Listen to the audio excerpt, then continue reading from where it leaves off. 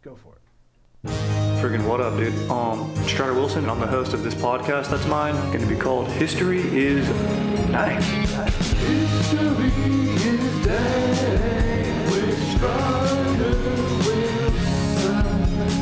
Dankness from the ground. Friggin' what up, Dad? Welcome back to another ep of History's Dank. I'm your host, Strider Wilson. Just posted up over here, dude. We got Aaron, the frickin' beast on the sticks, dude. What up, Aaron? What up? Just frickin' chilling, dude. Fired up to be on another ep of History's frickin' Dank, dude. Frickin' didn't sleep as much as I wanted to last night, dude. We're recording early right now, dude. And it's because there were some kids blazing nuggets, dude. Nuggy nugs up on my roof. And typically, dude, and I've had to do this, adult move where I was like, dude, do I have to call the cops? Dude, because I need my Z's. I need to be fresh. I need to come over here and disseminate dank-ass knowledge on this dank-ass pod, dude. I can't, can't not be catching Z's over here. You know what I'm saying, dude? And Sonny didn't like it, dude. He was huffing and puffing. And I didn't like it. And typically I was like, dude, all right, these guys are up there. They're bonding. I can't get in the way of that, dude. But here's the thing, dude. They're being loud while high, dude. You know what I mean? I get it if you're watching a funny movie. Maybe you're going to laugh loud. But, dude, like, if you're up on the roof, you're looking up at the stars, you're posted up, dude, like, you should be having, like, an introspective conversation. I feel like they should have been getting a nice indica going on, just really cutting it up, waxing poetic, maybe talking about the moon, dropping sick ass facts like, we've never actually seen the dark side of the moon. A few people have, only astronauts. And that's sick as hell. Like if they were saying that, instead they were saying stupid stuff, dude. Aaron, they were saying stupid shit, dude. Oh. One guy goes, oh yeah, dude. Mint chip's the best ice cream flavor. Fuck off. Yeah, he said that, dude. You know what I did at that point? Call the cops. I dialed the 9. I said, that's strike one. That's the beautiful thing. I think that's why 911's 3 digits. It's for strikes against dudes having stupid convos. It's like, mint chip? That's a 9. Then another guy's like, dude, you know what? I'm finally happy that I'm big enough to take my dad in a fight. And I was like, okay, they're back to a 0. I like what I'm hearing. That's honest. I mean, it's fun. It might... Like his dad could be old. He might be like talking about beating up an old guy. It's true. Whenever I do pin my dad, I do remember my dad's in his 70s. And I didn't start pinning him until recently. So I pinned my dad when he's in his 70s now. The first time I pinned him, he actually did step on a child's toy and kind of was slipping already. And then I just I honestly got right on top of him and did a quick 1, 2, 3. And I go, pinned, bitch. Like real quick, because you got to count to 3. Oh, of course. And, so that was sick. But they ended up saying enough dumb shit, dude, that I definitely had to call them. And then I was like, dude, yo, guys, I'm reporting something criminal. There's some guys that are wasting their weed. They're wasting it. And they never showed up anyway. They're like, yeah, dude, we'll be there. Later. Which was sick. How was your night, dude? That was okay. I don't know. I just feel like I don't sleep that well anymore. You got a kid. Yeah, but it's not even that. It's just, I don't know. Is it the world? It's the weather part of it. Yeah, dude, it's chilly in LA. This sucks, dude. It's supposed to be nice always, bro. Yeah, or it just gets really weirdly hot all of a sudden at night. Mm-hmm. Yeah, like 3:30 in the morning yesterday. I was just like... That's the witching hour, bro. That was evil. Yeah. Evilness came in, dude. Yeah, for sure. And you woke up and said, get out. Yeah. I sleep in just you know what I sleep in, dude? It's not even that comfortable, and I never wear these during the day, but it's just so that in case of the scenario, I wake up and someone's going to see me and I got to run out, I just put on Fruit of the Loom tighty whities. That's exactly what I sleep in. Also, I feel like it's going to concentrate the blood into my hog and maybe make it bigger. Hasn't happened yet. It's still small. Also, it lets me know that I'm popping wood. I like to know when I'm popping wood so that I can feel virile and young, I find it pretty obvious. Yeah, I mean, it's good. You want to feel your boners, If you can't feel your boner, I think you got to go to the ER. Yeah. If you're like, dude, if you're looking down, you're like, whoa, dude, I'm rocking wood right now. If I trip, this could be an injury, and you can't feel it. You got to go to the doctor, dude. Boners lasting longer than 4 hours and boners with no sensation, you're going to the ER, bro. Yeah. You're going to the ER. Wouldn't it be cool if you could just rock a wood? Like if you could rock wood in the workspace, but like this isn't sexual wood. Right now, I'm just charged up. Cause you ever get so stoked that you just pop wood? Like when I heard that dude upstairs talk about pinning his dad, I popped a little bit of wood. I'm like, that's sick. I got me a little bit fired up. Like when I watch Braveheart, you know, and I see that first battle of York when the Scottish crews, and then when they trick the noblemen ride off, and then they come back and take out the archers. I popped wood, dude. That was sick strategy. I get off. I love strategy. Am I alone? Maybe I'm alone. Honestly, if I said that while smoking weed, maybe that'd be a waste of weed, dude. Who am I to judge one's conversation? You know what, man? I shouldn't have called the cops on those kids, dude. I should just let them have their night, let them learn, dude. That's part of growth, dude. I can't get in the way of growth. I just got to sleep harder, dude. You know what I'm saying, dude? I just got to put on some headphones, listen to some steady house music, maybe some pronouns while I sleep, dude. But, dude, today, Aaron, we're going to be talking about something somewhat conspiratorial, something that definitely did happen. This definitely did go down, dude. And they definitely did make a terrible movie off of this called Battle Los Angeles. And it's based, there's 2 movies on it. Spielberg's movie, maybe his worst movie, 1941, which I haven't seen. Have you? I have. Okay, I want to hear your opinion on it in a second. But then they also made an Aaron Eckhart movie, terrible movie, called Battle Los Angeles, like where aliens cruise. And we'll get into why people talk about aliens, but supposedly World War II era, maybe there was an alien invasion in LA. Really, we'll dissect kind of what we actually think it was. But before we get into it, I want to remind you, and I want to say thank you to DadGrass, legal organic CBD that relaxes your body and mellows your mind. I love having my DadGrass, dude. I go out to my balcony, nice area, dude. Post dinner, dude, before me and my Dank fiance are going to crush a nice movie or a show for the night. Light that up, enjoy it. Sonny's on my lap, just posted, chilling, dude. I give him a little treat while I give myself a nice little mellow treat. And, you know, you should give yourself that treat too, because right now DadGrass is offering 20% off for your first order at dadgrass.com/dank. That's dadgrass.com/dank for 20% off your first order. Treat yourself, dude. And that's legit. I love DadGrass. All right, dude. Let's get into it. Battle Los Angeles, Aaron. Have you ever heard of this? You've seen 1941, so you have. I don't even remember that being the plot of that movie, but it's I haven't seen it, and it's based on these events. And Roger Ebert kind of described it as like a mess. Like he gave this actually a negative critique. So maybe it's just loosely based on those events, but it had a good cast, I think. Yeah, it definitely did. It was super goofy. I remember that. It just doesn't work all together, but it's fun. Like, it's silly. And it's Spielberg, who's a beast. Even his bad movie is going to probably be very digestible. Yeah. I mean, there's nothing technically wrong with it, but it doesn't totally work. The dude can move a camera, Aaron. Yeah. Have you seen the Aaron Eckhart movie, Battlefield Los Angeles? I think what that might be called, and it's trash. I think you're right. I think it's Battle Los Angeles. Okay, yeah. No, I've not seen that. Skip it. Don't do it. Is Michelle Rodriguez in that too? Could be. I like Michelle Rodriguez. She's badass. Yeah, Blue Crush. It was one of Let's those. go. It was one of those movies where it was like, yeah, okay, I get it. She has a machine gun. Like, yeah, she's in a ton of those for a bit. Yeah, badass. She's probably the best character in Avatar, besides the evil Colonel guy, who's hilarious. Yeah, so funny, dude. So, Aaron, we're coming up on the anniversary of this event.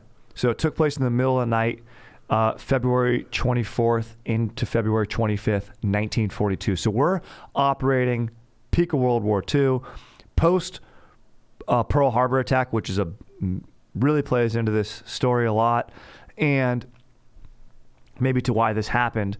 But first, and tensions were high, is basically what I'm saying. Tensions are high, and you've got Green soldiers were watching the coast of California, and they even said they went back to the Pearl Harbor attacks, and they're like, dude, if the Japanese would have just kept going, like had fuel and resources to keep cruising west after the attack on Pearl Harbor, like they could have gotten as far as Montana like without anyone stopping them.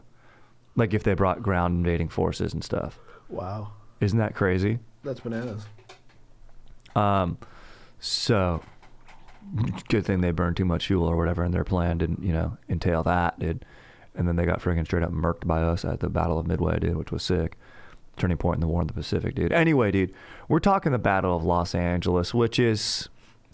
Yeah, this is like 2.5 months after Pearl Harbor. Yes. And one day after, get this actually did happen on February 23rd, 1942. A Japanese submarine surfaces off the coast of Santa Barbara, California, which is one of the dankest places ever. My dank fiance and I might get married at the courthouse there. And beautiful SoCal city, dude, laid back, mellow, some of the chillest bros you've ever met there.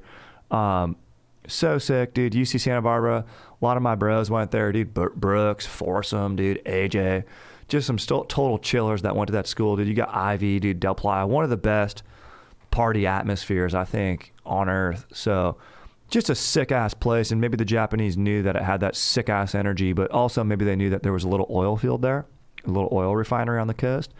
And they hurled over a dozen artillery shells from this submarine at an oil field, and they missed, and there was no casualties. They caused some minor damage, but it was the first time that the mainland United States had been bombed during World War II. Not many times, but it was the first.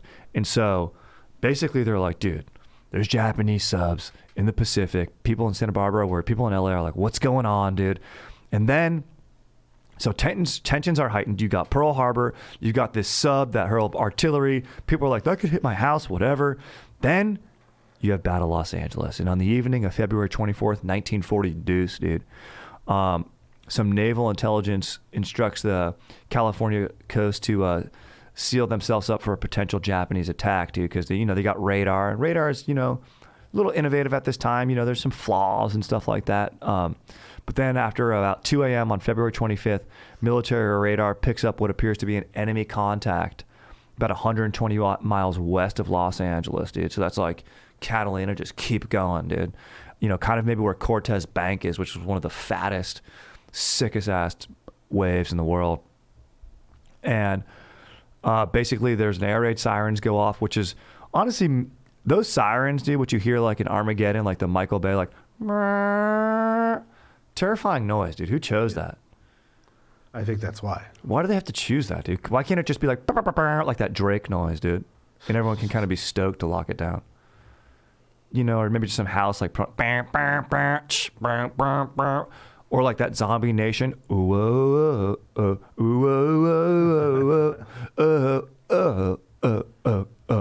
And then it's like, dude, I'm going to feel like I scored a goal in European League soccer, but really I've got to go to my basements, which doesn't exist in Los Angeles. We don't have basements out here.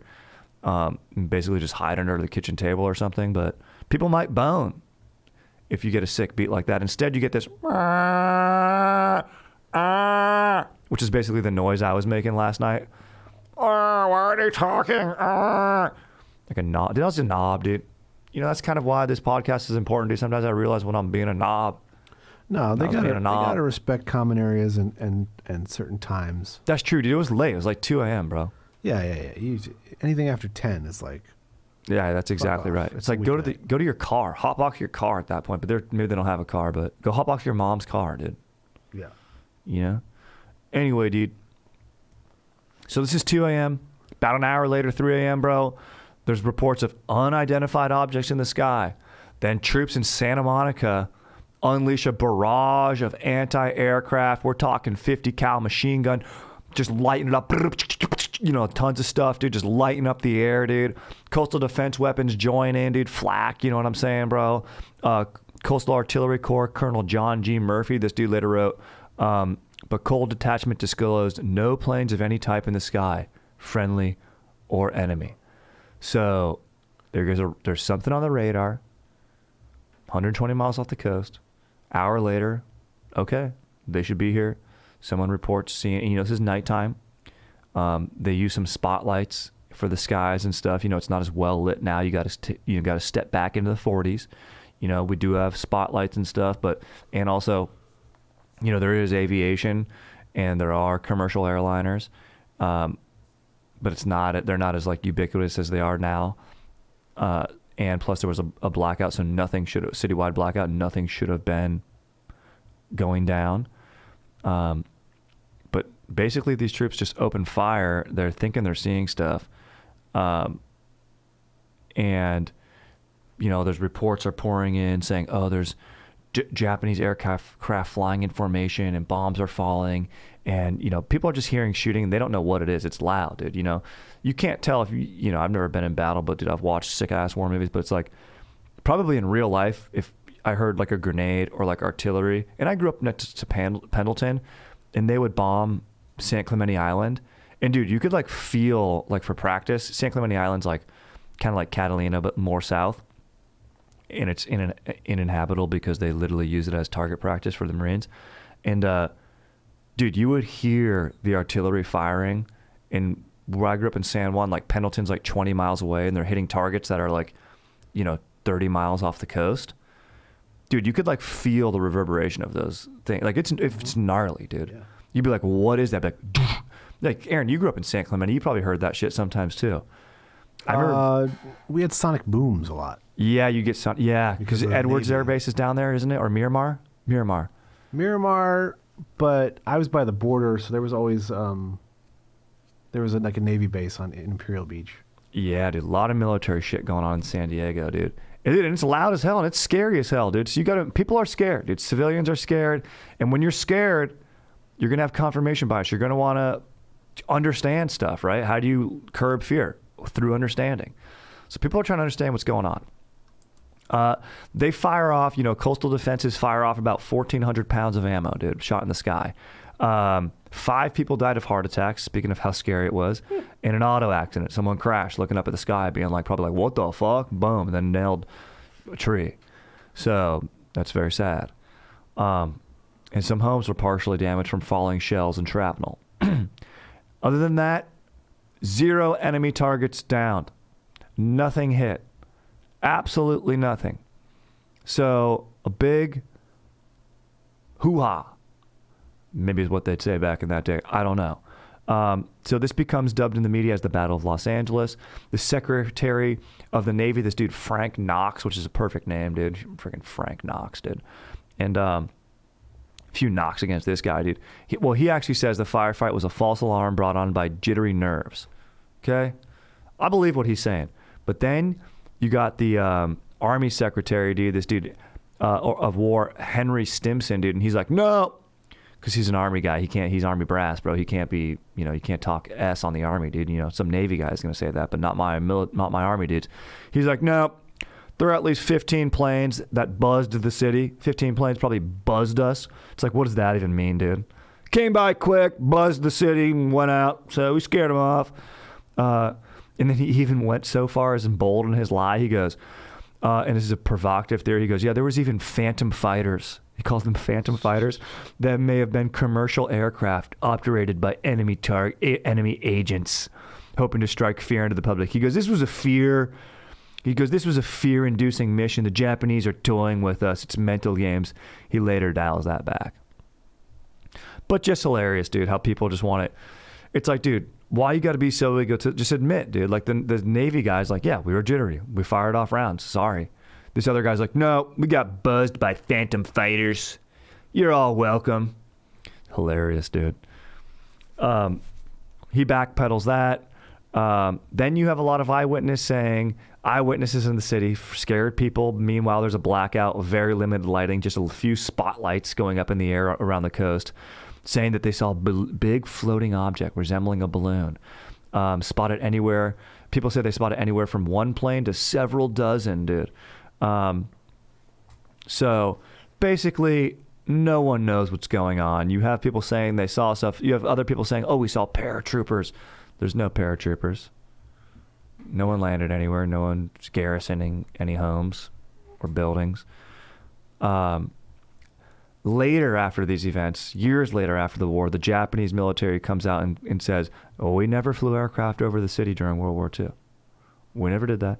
So this, Aaron, is where you get your host of bizarre theories, okay, involving government conspiracies and visits by flying saucers and extraterrestrials. Because, Aaron, if it wasn't Japanese, damn it, it was aliens, because, damn it, we don't make mistakes. Yeah. Right? Yeah. So, pretty unbelievable. But, yeah, you get some good fodder for it. You get some good movies out of it. And a lot of these theories, before we get into it, come from this, like, searchlight, anti-aircraft gun spotlights, like, going up. And this photo has, like, later been pretty doctored. And it looks like it's, like, because it's, like, a bunch of spotlights coming together in, like, one point, and it looks like a flying saucer at that point. And we've gone over UFOs before, where, like, flying saucers aren't like circular saucers. The guy that first saw them was, like, a naval pilot, and he said it moved like a saucer across water, like when you skip a pond. Like, that's what the saucer thing comes from, not like a circular thing that Hollywood ran with. And, baby, Battle of Los Angeles, we're in Hollywood. You got people being creative. You got storylines here. There's money to be made. People want this theory to go down. People want answers, even if they don't make sense. And that's, I think, where the essence of conspiracy theories come from, right? People trying to understand. And before we get into these, alien extraterrestrial UFO theories of Battle of Los Angeles, I want to remind you again that Metalore vibes are a drop or a toke away with DadGrass, dude. They'll take you back to a time when music was on vinyl, Delta was an airline, and hipsters were a style of jeans, dude. Not dudes that, wore tweed jackets and took too long to order coffees in my neighborhood. So sit back, light up, and chill out the old-fashioned way, dude. And that's what I love about DadGrass, dude. It's nothing that where I get afraid, dude. I was out on the golf course the other day, dude. One of my boys pulls out a regular joint. I was like, dude, I can't do it, man. I might mess up my day. Meanwhile, I always keep my pre-rolled DadGrass joints in my golf bag, dude. There's 5 of them in there. I'm with a foursome. I got 1 extra. I distribute those. Me and the boys, we're having a great time out there on the course, dude. Just enjoying ourselves, feeling good. And I'm knowing I'm not going to be, in a state of mind that's going to be unpleasant, dude, because it's that glass of wine, not that whole bottle, and you're just chilling, and I love it. And guess what? Dude, if you want the feeling of that toke without the smoke, dude, DadGrass also has a CBD tincture made with the same high-quality hemp. It's easy dose, and the effects come on smooth, dude. Also, bro, they make it even easier, dude, because all DadGrass products are federally legal for ages 18 and over, and it ships right to your door anywhere in the USA, dude. And, dude, honestly, bro, I've been loving these the pre-rolls, but I'll tell you right now, dude, DadGrass, dude, the tincture's legit, dude. It's got, it's free of herbicides, pesticides, dude, no contaminants or heavy metals, bro. It's got a chill little serving container that makes things easy, dude. Like I mentioned, ships right to your door. So, yeah, no solvents or chemicals, dude. It's got nothing to hide, dude. It's just that grassy flavor you're going to savor, dude. And so I'm fired up on it, dude. So whether you're looking for a new buzz or a chill way to enjoy your old favorite, DadGrass will leave you in the euphoric mood, and it does, dude. And I'm fired up on that, dude. So right now, DadGrass is offering our listeners 20% off your first order when you go to dadgrass.com/dank, dude. Go to dadgrass.com/dank for 20% off your first order. That's dadgrass.com/dank. All right, dude. Aaron, let's get into some of these. I mean, the theories are loose, okay? Basically, it's that, people talk about this Zeppelin You blimp. don't say the theory. Yeah, exactly, bro. And you know what I'm going to do? And I might document this if I can get my bro Steven, dude, out. They're actually doing in Los Angeles, because we're coming up on the 80th anniversary, dude. So, like I mentioned, February 23rd, 1942 is when the Japanese sub hurled artillery at the oil refinery in Santa Barbara. The night of the 24th and 25th, dude, this episode's coming out at the end of February. I think this episode might drop March 1st. So I'm going to follow up. I'm going to go out to, there's the Army base in Santa Monica, and they're going to do like a fireworks show to recreate this Battle of Los Angeles. So basically, it's gonna be me and a bunch of dads who forced their families to go there, dude. But I don't have a family to force to go there yet, and I'm not bringing Sonny because it's fireworks. So I'll probably go there, maybe I'll house an In-N-Out burger. I'll see if my dank fiance wants to go. She'll probably decline. She'll probably say, no, that's sweet. I like that you're into that. I'll be like, all right, later, smooch later, dude. And I'm into the open eye smooch now, just a what up, just, power smooching. She'll power smooch me back. It's pretty chill. And just power smooch, fucking love you, dude, lit, something like that. And then cruise out and just watch some fireworks go down, probably see some grandpas, maybe talk to some people that, it's tough. This is in 1942. It's 80-year anniversary, dude. You got someone who has a decent memory of the event. What are they, 10, 12? That puts them at 92. They cruising out to watch a fireworks show? I don't think so. So you're not really going to get any primary sources. And a lot of these alien theories went, and there's someone quoting that, he goes, if anybody who actually witnessed the event or was involved in it, the military personnel, people living in Los Angeles, at the time in 1940, nobody thought it was aliens. He goes, people thought that there were phantom fighters. Sooner did they believe that Japanese agents hijacked civilian aircraft and buzzed the city, which is outrageous, rather than there was aliens out there. Right? But you get this interview in like 1987, and then in the 70s you get some alien theories that pick up, because it's like you fired all these shells, you hit nothing. How's that possible? But everyone saw all these aircraft, so they must have been moving in ways of defying physics and dodging bullets. It's wild. How could that have been?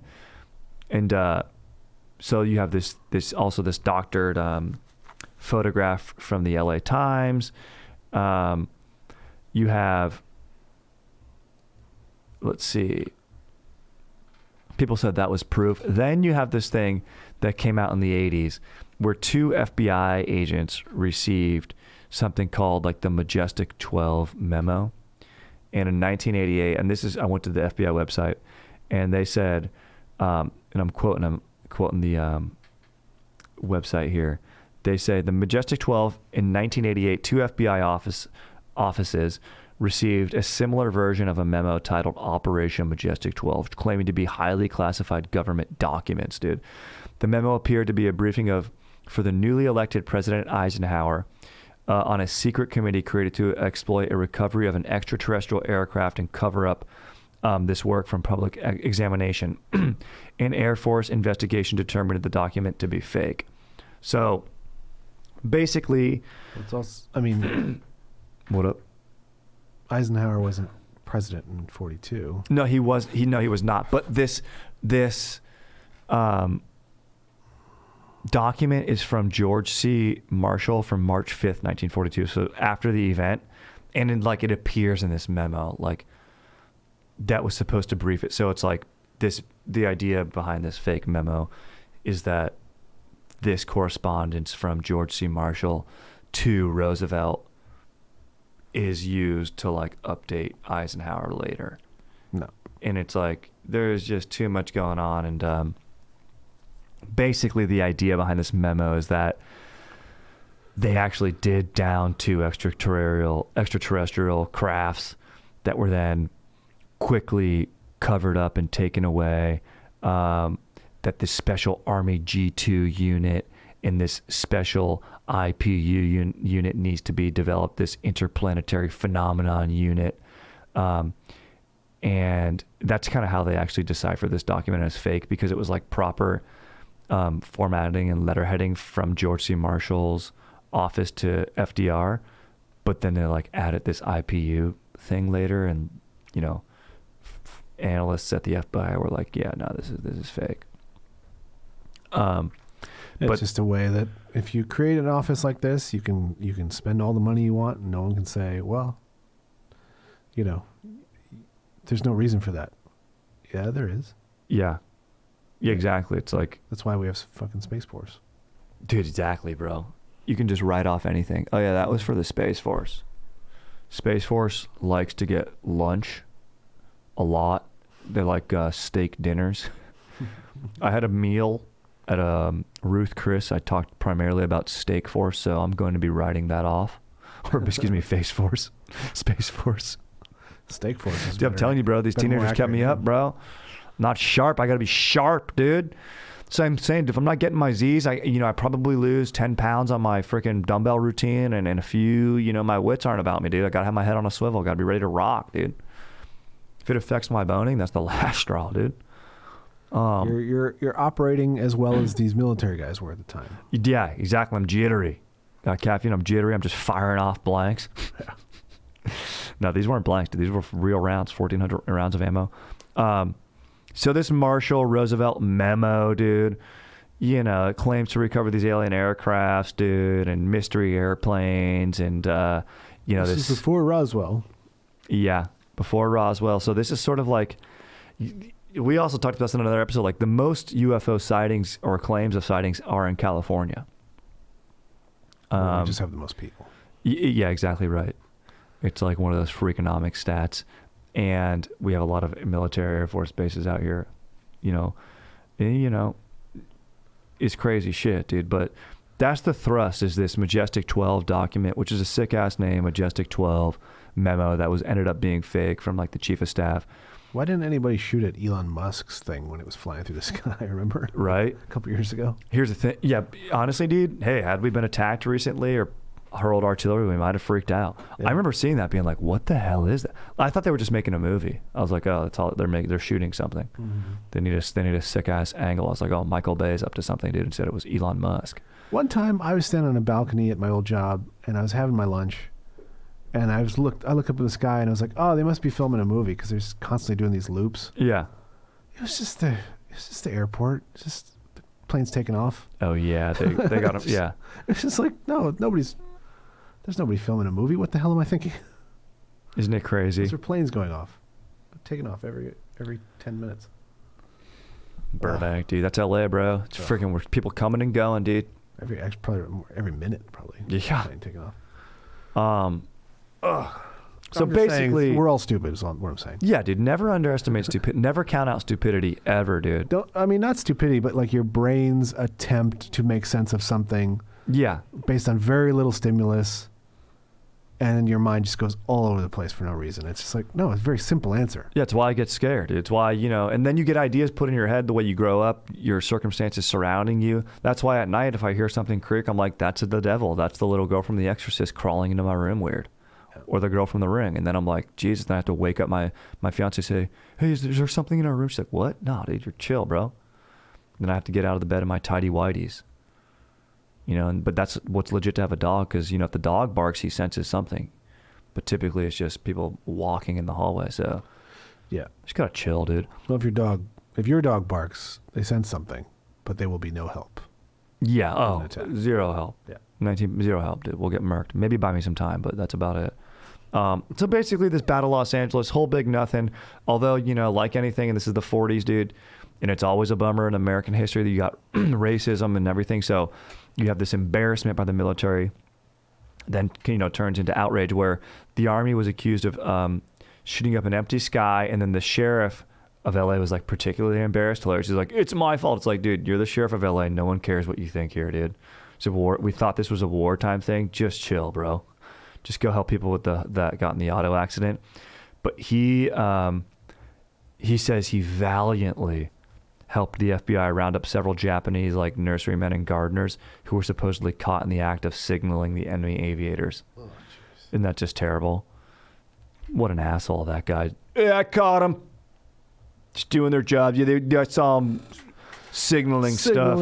Yeah. 2, 3 in the morning, just signaling them. Signaling the skies with no lights, no nothing. Signaling them with binoculars because they were just watching this like everybody else. Yeah, and it's like, what were you doing watching people at the nursery at 2, 3 in the morning, bro?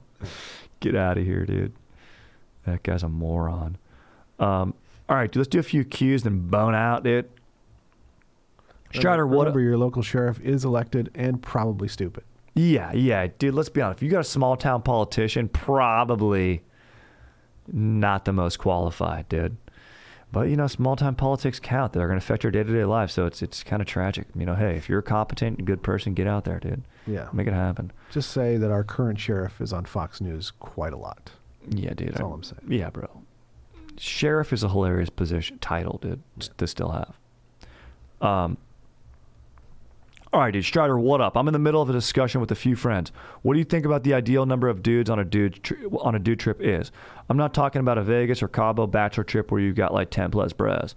I mean more of like a 3 to 4 day trip to Moab or Flagstaff for some hiking bars and just good old fashioned dude time.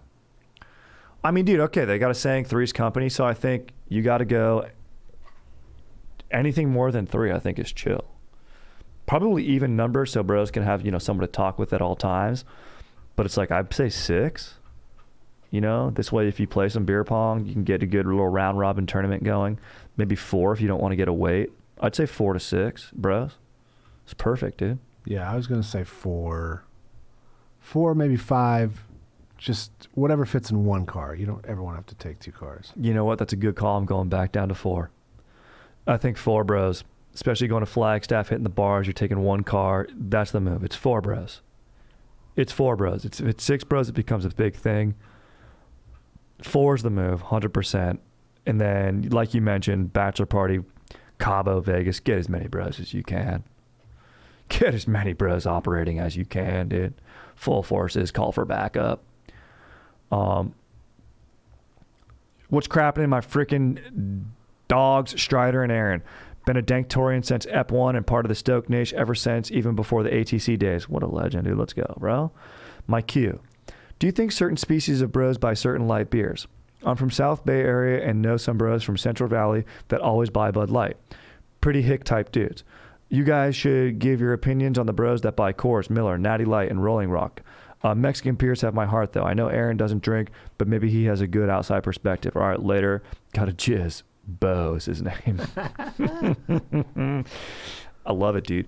Dude, I think maybe it's kind of what you grow up on and what region, like, I like to, sip on my brews for the occasion. My quantity beer has always been Coors Light, but maybe that's because when we were partying at having Raiders at JT's parents' house, they always had Coors. But I'm not going to hate on BL Smooths. So, but I got to tell you, if I'm at the beach playing some volley with the bros, I'm going Sifcos over Ronas. Even though Ronas is what Dom drinks in Fast and the Furious. So I think it just comes down to, what you're raised with, what you're comfortable with, and I think Rolling Rock feels a little more East Coast to me, like Philly, Jersey. I think Jersey's the first time I had a Rolling Rock on the shore. They're dank, good quantity to brew. Millers are pretty chill. Actually, and later in my life, I've enjoyed Miller and Natty Light, Keystone Light. That's college. That's shit, bottom of the barrel stuff. I'll say it, but it's college and it gets the job done for playing, drinking games and stuff. But I'm probably a Coors guy at heart. Plus Sam Elliott does their voice for their commercials, which is sick. What about you, Aaron? What are you thinking? I think you're 100% right. I think it's like what you grow up with. It's what your parents had, or what whoever let you drink had. Yeah. And then in college or high school, whatever you can afford and what you get your hands on. Yep. Whatever the 30 rack was. We're just creatures of habit. So I mean, we're not going to change unless someone kind of forces us to. Yeah, exactly. This is what I like. This is the buzz I get. This is what me and my boys have. Yeah, that's just how it is, dude. Yeah, you're not going to party with your older brother who will then maybe be like, dude, you should really have this instead. Yeah, dude. And like, I feel like Michelob Ultras, like I've been trying to recruit dudes who like rollerblading and, listening to like John Legend and then, meeting someone out. Like if you bring over a 6-pack of Michelob Ultras, dude, you're probably not going to bring it over again to my place because you're not getting the invite. So it's like it's like Michelob Ultra's campaign is hilarious. It's like, are you active but also an alcoholic? It's like, and then the way you're active is like rollerblading around the city and like hopping up on a curb and then like meeting a lady who exercises with her hair down. It's like, none of this makes sense. Just like I will never buy Michelob Ultra. That will not make sense.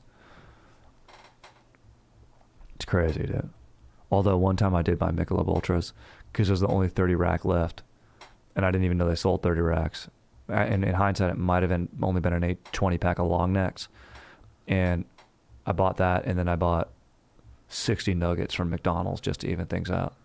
Nice. Bought that to the party. It was sick. Let's do one more than bone out, dude. Strider, what up, dude? Just want to give a shout out to my Dank GF Jackie for ripping at wakeboarding. She is too sick. Thank you, Ben. Dude, that's beautiful, bro. Dude, thank you, dude. And Jackie, huge shout out, dude. Keep ripping on the wakeboard. Get outside that wake, catch some fat air, switch grip, do it right, which I'm sure you're doing. And I just imagine you and Ben throttling up on the boat, dude, giving you more speed so you can catch fatter air on that wake. So that's so sick, just ripping it on the lake with your dank ass GF, Jackie. So wishing you guys nothing but happiness, Ben and Jackie, out there on the water, dude. May it be glassy, and may you catch fresh, sick ass air, dude. What a great way to end it. What a beautiful ep, dude. Sure. Aaron, thank you. You're a legend, dude. Look, I'm telling you right now, before I end it though, aliens, dude, I'm thinking for sure real, dude. I'm thinking little fish at the bottom of the ocean. I'll count those as aliens. What the hell are those things? Sure. They like light up and like grow dicks. Sick. Now, have aliens been here? I don't know. Probably not. And then you have this theory of like, oh, they're operating on a different level. Our minds can't see them. I don't know. Like that John Carpenter movie, which is pretty sick. What's that movie called again? The Thing? The Thing, yeah. No, not The Thing. There's another John Carpenter movie where half the people are aliens and you like put on these shades. They Live. Yeah, They Live. Sick movie, dude. You should watch They Live. That's a sick movie. But, you know, I don't think there's something like that going on. But I think there's a lot of space out there. And it'd be an awful waste of it if there wasn't something else happening. Other than that, dude, fire it up. Freaking another dank app, dude. Have a freaking dank week. I'm going to report back if I get to this event on the weekend, this anniversary event of Battle Los Angeles. So skip Battle Los Angeles with Aaron Eckert. Do watch It Lives. Or do watch They Live. Yes. And The Thing by John Carpenter. Very sick movies. All right, dude. Freaking stay stoked and lay it.